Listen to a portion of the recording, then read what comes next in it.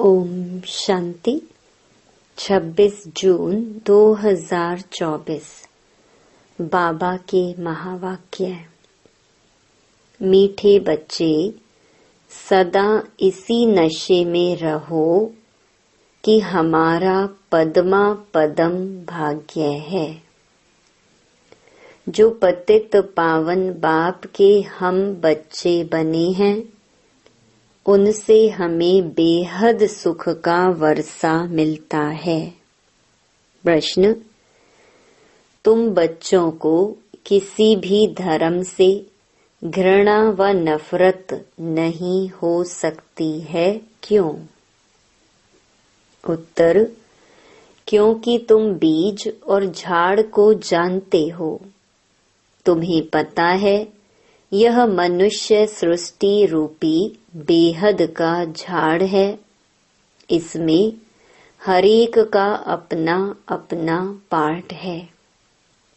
नाटक में कभी भी एक्टर्स एक दूसरे से घृणा नहीं करेंगे। तुम जानते हो, हमने इस नाटक में हीरो हीरोइन का पार्ट बजाया। हमने जो सुख देखे वह और कोई देख नहीं सकता। तुम्हें अथाह खुशी है कि सारे विश्व पर राज्य करने वाले हम हैं। ओम शांति। ओम शांति कहने से ही बच्चों को जो नॉलेज मिली है वह सारी बुद्धि में आ जानी चाहिए। बाप की भी बुद्धि में कौन सी नॉलेज है? यह मनुष्य सृष्टि रूपी झाड़ है, जिसे कल्प वृक्ष भी कहते हैं। उसकी उत्पत्ति, पालना, फिर विनाश कैसे होता है, सारा बुद्धि में आना चाहिए। जैसे वह जड़ झाड़ होता है, यह है चैतन्य। बीज भी चैतन्य है, उनकी महिमा भी गाते हैं। वह सत्य है, चैतन्य है, अर्थात झाड़ के आदि मध्य अंत का राज समझा रही है। कोई भी ऑक्यूपेशन को जानता नहीं। प्रजापिता ब्रह्मा के ऑक्यूपेशन को भी जानना चाहिए ना। ब्रह्मा को कोई याद नहीं करते, जानते ही नहीं। अजमेर में ब्रह्मा का मंदिर है। त्रिमूर्ति चित्र छपाते हैं, उनमें ब्रह्मा, विष्णु, शंकर हैं। ब्रह्मा देवताए नमः कहते हैं। अब तुम बच्चे जानते हो, इस समय ब्रह्मा को देवता नहीं कहा जाता है। जब संपूर्ण बने तब देवता कहा जाए। संपूर्ण बन चले जाते हैं सूक्ष्म वतन में। बाबा कहते हैं, तुम्हारे बाप का नाम क्या है? किससे पूछते हैं? आत्मा से। आत्मा कहती है, हमारा बाबा। जिसको मालूम नहीं है कि किसने कहा, वह तो प्रश्न पूछ ना सके। अब बच्चे समझ तो गए हैं, बरोबर दो बाप सबके हैं। ज्ञान तो एक ही बाप देते हैं। अभी तुम बच्चे समझते होंगे, यह शिव बाबा का रथ है। बाबा इस रथ द्वारा हमको ज्ञान सुनाते हैं। एक तो यह है जिस्मानी ब्रह्मा बाप का रथ, दूसरा फिर रूहानी बाप का यह रथ है। उस रूहानी बाप की महिमा है सुख का सागर, शांति का सागर। पहले तो यह बुद्धि में रहेगा, यह बेहद का बाप है, जिससे बेहद का वर्षा मिलता है। पावन दुनिया के मालिक बनते हैं। निराकार को बुलाते हैं, पतित पावन आओ। आत्मा ही बुलाती है, जब पावन आत्मा है तब नहीं पुकारते, पतित हैं तो पुकारते हैं। अब तुम आत्मा जानती हो वह पतित पावन बाप इस तन में आया है, यह भूलना नहीं है। हम उनके बने हैं, यह सौभाग्य तो क्या पदम भाग्य की बात है। फिर उस बाप को भूलना क्यों चाहिए। इस समय बाप आए हैं, यह नई बात है। शिव जयंती भी हर वर्ष मनाई जाती है, तो जरूर वह एक ही बार आते हैं। लक्ष्मी नारायण सतयुग में थे, इस समय नहीं है, तो समझाना चाहिए उन्होंने पुनर्जन्म लिया होगा। 16 कला से 12-14 कला में आए होंगे, यह तुम्हारे बिना कोई नहीं जानते। सतयुग कहा जाता है नई दुनिया को, वहाँ सब कुछ नया ही नया है। देवता धर्म नाम भी गाया जाता है। वही देवताएं जब वाम मार्ग में जाते हैं तो फिर उनको नया भी नहीं तो देवता भी नहीं कह सकते। कोई भी ऐसे नहीं कहेंगे कि हम उनकी वंशावली के हैं। अगर अपने को उस वंशावली के समझते तो फिर उन्हों की महिमा अपनी निंदा क्यों करते। महिमा जब करते हैं तो जरूर उन्हों को पवित्र, अपने को अपवित्र पतित समझते हैं। पावन से पतित बनते हैं, पुनर्जन्म लेते हैं। पहले पहले जो पावन थे वही फिर पतित बने हैं। तुम जानते हो पावन से अब पतित बने हैं। तुम स्कूल में पढ़ते हो, उसमें नंबरवार फर्स्ट, सेकंड, थर्ड क्लास तो होते ही हैं। अभी बच्चे समझते हैं हमको बाप पढ़ाते हैं, तब तो आते हैं ना, नहीं तो यहाँ आने की क्या दरकार है। यह कोई गुरु, महात्मा, महापुरुष आदि कुछ नहीं है। यह तो साधारण मनुष्य तन है, सो भी बहुत पुराना है। बहुत जन्मों के अंत में प्रवेश करता हूँ, और तो कोई इनकी महिमा नहीं, सिर्फ इसमें प्रवेश करता हूँ तब इनका नाम होता है। नहीं तो प्रजापिता ब्रह्मा कहाँ से आया। मनुष्य मूंझते तो जरूर है ना। बाप ने तुमको समझाया है तब तुम औरों को समझाते हो। ब्रह्मा का बाप कौन। ब्रह्मा, विष्णु, शंकर, उन्हों का रचयिता यह शिव बाबा है। बुद्धि ऊपर चली जाती है। परम पिता परमात्मा जो परम धाम में रहते हैं उनकी यह रचना है। ब्रह्मा, विष्णु, शंकर का ऑक्यूपेशन अलग है। कोई आपस में 3-4 होते हैं, सबका ऑक्यूपेशन अपना अपना होता है। पार्ट हरेक का अपना अपना है। इतनी करोड़ों आत्माएं हैं, एक का पार्ट न मिले दूसरे से। ये वंडरफुल बातें समझी जाती हैं। कितने ढेर मनुष्य हैं, अभी चक्कर पूरा होता है, अंत है ना, सब वापस जाएंगे। फिर से चक्कर रिपीट होना है। बाप ये सब बातें भिन्न भिन्न प्रकार से समझाते रहते हैं, नई बात नहीं। कहते हैं कल्प पहले भी समझाया था। बहुत लवली बाप है, ऐसे बाप को तो बहुत प्यार से याद करना चाहिए। तुम भी बाप के लवली बच्चे हो ना, बाप को याद करते आए हो। पहले सब एक की पूजा करते थे, भेदभाव की बात है नहीं। अभी तो कितना भेदभाव है। यह राम के भक्त हैं, यह कृष्ण के भक्त हैं। राम के भक्त धूप जगाते तो कृष्ण का नाक बंद कर देते हैं। ऐसी भी कुछ बातें शास्त्रों में हैं।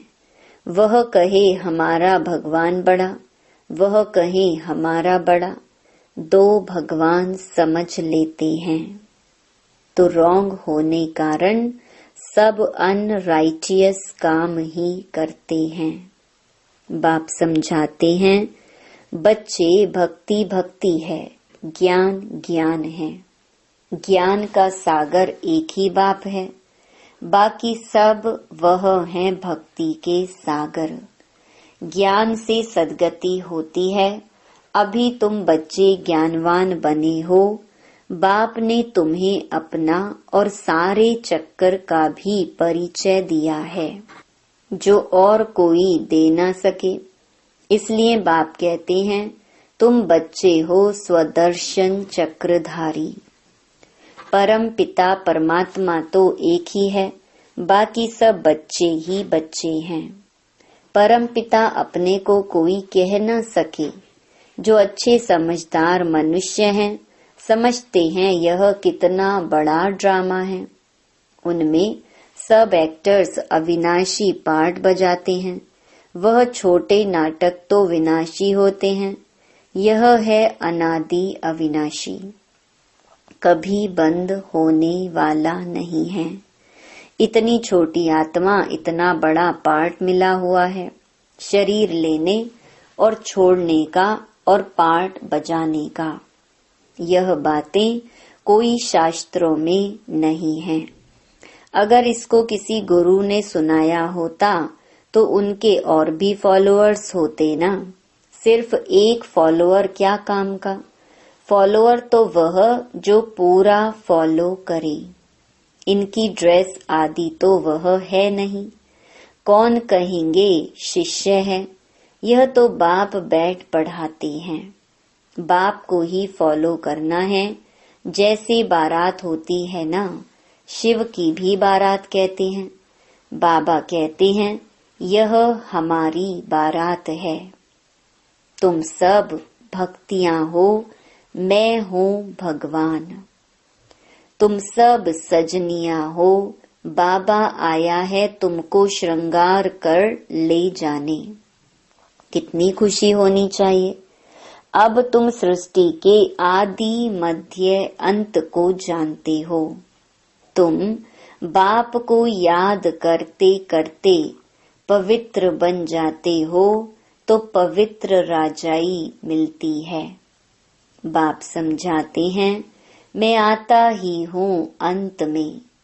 मुझे बुलाते ही हैं पावन दुनिया की स्थापना और पतित दुनिया का विनाश कराने आओ। इसलिए महाकाल भी कहते हैं। महाकाल का भी मंदिर होता है। काल के मंदिर तो देखते हैं ना। शिव को काल कहेंगे ना। बुलाते हैं कि आकर पावन बनाओ। आत्माओं को ले जाते हैं। बेहद का बाप कितनी ढेर आत्माओं को लेने लिए आई हैं। काल काल महाकाल सब आत्माओं को पवित्र गुलगुल बनाकर ले जाते हैं। गुलगुल बन जाएं तो फिर बाप भी ले चलेंगे गोद में। अगर पवित्र नहीं बनेंगे तो सजाएं खानी पड़ेंगी। फर्क तो रहता है ना। पाप रह जाते हैं तो फिर सजा खानी पड़े, पद भी ऐसा मिलता है। इसलिए बाप समझाते हैं, मीठे बच्चों बहुत बहुत मीठा बनो। श्री कृष्ण सबको मीठा लगता है ना। कितना प्रेम से श्री कृष्ण को झुलाते हैं। ध्यान में श्री कृष्ण को छोटा देख झट गोद में उठाकर प्यार करते हैं। वैकुंठ में चले जाते हैं। वहां श्री कृष्ण को चैतन्य रूप में देखते हैं। अभी तुम बच्चे जानते हो, सचमुच वैकुंठ आ रहा है। हम भविष्य में यह बनेंगे। श्री कृष्ण पर कलंक लगाते हैं, वह सब रॉन्ग है। तुम बच्चों को पहले नशा चढ़ना चाहिए। शुरू में बहुत साक्षात्कार हुए थे, फिर पिछाड़ी में बहुत होंगे। ज्ञान कितना रमणीक है, कितनी खुशी रहती है। भक्ति में तो कुछ भी खुशी नहीं रहती। भक्ति वालों को यह थोड़े ही मालूम रहता है कि ज्ञान में कितना सुख है, भेंट कर ना सके। तुम बच्चों को पहले यह नशा चढ़ना चाहिए। यह ज्ञान सिवाय बाप के कोई भी ऋषि मुनि आदि दे नहीं सकते। लौकिक गुरु तो किसको भी मुक्ति, जीवन मुक्ति का रास्ता बता नहीं सकते। तुम समझते हो कोई भी मनुष्य गुरु हो नहीं सकता। जो कहे, हे आत्माओं, बच्चों, मैं तुमको समझाता हूँ। बाप को तो बच्चे बच्चे कहने की प्रैक्टिस है। जानते हैं यह हमारी रचना है। यह बाप भी कहते हैं, मैं सबका रचयिता हूँ, तुम सब भाई भाई हो। उनको पार्ट मिला है, कैसे मिला है वह बैठ समझाते हैं। आत्मा में ही सारा पार्ट भरा हुआ है। जो भी मनुष्य आते हैं 84 जन्मों में कभी एक जैसे फीचर्स मिल ना सके। थोड़ी थोड़ी चेंज होती जरूर है। तत्व भी सतो रजो तमो होते जाते हैं। हर जन्म के फीचर्स एक न मिले दूसरे से, यह भी समझने की बातें हैं। बाप रोज समझाते रहते हैं, मीठे बच्चे, बाप में कभी संशय नहीं लाओ। संशय और निश्चय 2 अक्षर है ना। बाप माना बाप, इसमें संशय तो हो न सके। बच्चा कह न सके कि मैं बाप को याद कर नहीं सकता हूँ। तुम घड़ी घड़ी कहते हो योग नहीं लगता। योग अक्षर ठीक नहीं है। तुम तो राज ऋषि हो। ऋषि अक्षर पवित्रता का है। तुम राज ऋषि हो तो जरूर पवित्र होंगे। थोड़ी बात में फेल होने से फिर राजाई मिल ना सके, प्रजा में चले जाते हैं, कितना घाटा पड़ जाता है। नंबरवार पद होते हैं ना, एक का पद ना मिले दूसरे से। यह बेहद का बना बनाया ड्रामा है। सिवाय बाप के कोई समझा ना सके तो तुम बच्चों को कितनी खुशी होती है। जैसे बाप की बुद्धि में सारा ज्ञान है, वैसे तुम्हारी बुद्धि में भी है। बीज और झाड़ को समझना है। मनुष्य सृष्टि का झाड़ है, इनके साथ बेनियन ट्री का मिसाल बिल्कुल एक्यूरेट है। बुद्धि भी कहती है हमारा आदि सनातन देवी देवता धर्म का जो थुर था वह प्रायलोप हो गया है। बाकी सब धर्मों की टाल टालियां आदि खड़ी हैं। ड्रामानुसार ये सब होना ही है, इसमें घृणा नहीं आती। नाटक में एक्टर्स को कभी घृणा आएगी क्या? बाप कहते हैं तुम पतित बन गए हो, फिर पावन बनना है। तुम जितना सुख देखते हो उतना और कोई नहीं देखते। तुम हीरो हीरोइन हो, विश्व पर राज्य पाने वाले हो, तो अथाह खुशी होनी चाहिए ना। भगवान पढ़ाते हैं, कितना रेगुलर पढ़ना चाहिए, इतनी खुशी होनी चाहिए। बेहद का बाप हमें पढ़ाते हैं, राजयोग भी बाप ही सिखलाते हैं। कोई शरीरधारी तो सिखला न सके। बाप ने आत्माओं को सिखलाया है, आत्मा ही धारण करती है। बाप एक बार ही आते हैं पार्ट बजाने, आत्मा ही पार्ट बजाकर एक शरीर छोड़ दूसरा लेती है। आत्माओं को बाप पढ़ाते हैं, देवताओं को नहीं पढ़ाएंगे। वहां तो देवताएं ही पढ़ाएंगे। संगम युग पर बाप ही पढ़ाते हैं पुरुषोत्तम बनाने के लिए। यह संगम युग एक ही है, जब तुम पुरुषोत्तम बनते हो। सत्य बनाने वाला, सतयुग की स्थापना करने वाला एक ही सच्चा बाबा है। अच्छा, मीठे मीठे सिकिलधे बच्चों प्रति माता पिता बाप दादा का याद प्यार और गुड मॉर्निंग। रूहानी बाप की रूहानी बच्चों को नमस्ते। धारणा के लिए मुख्य सार। पहला, संगम युग पर डायरेक्ट भगवान से पढ़ाई पढ़कर ज्ञानवान आस्तिक बनना और बनाना है। कभी भी बाप व पढ़ाई में संशय नहीं लाना है। दूसरा, बाप समान लवली बनना है। भगवान हमारा श्रृंगार कर रहे हैं, इस खुशी में रहना है। किसी भी एक्टर से घृणा व नफरत नहीं करनी है। हर एक का इस ड्रामा में एक्यूरेट पार्ट है। वरदान, सेवाओं की प्रवृत्ति में रहते बीच बीच में एकांतवासी बनने वाले अंतर्मुखी भव।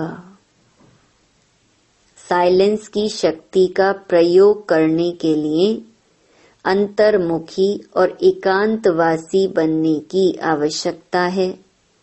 कई बच्चे कहते हैं अंतर्मुखी स्थिति का अनुभव करने व एकांतवासी बनने के लिए समय ही नहीं मिलता, क्योंकि सेवा की प्रवृत्ति, वाणी के शक्ति की प्रवृत्ति बहुत बढ़ गई है। लेकिन इसके लिए इकट्ठा आधा घंटा व 1 घंटा निकालने के बजाय बीच बीच में थोड़ा समय भी निकालो तो शक्तिशाली स्थिति बन जाएगी।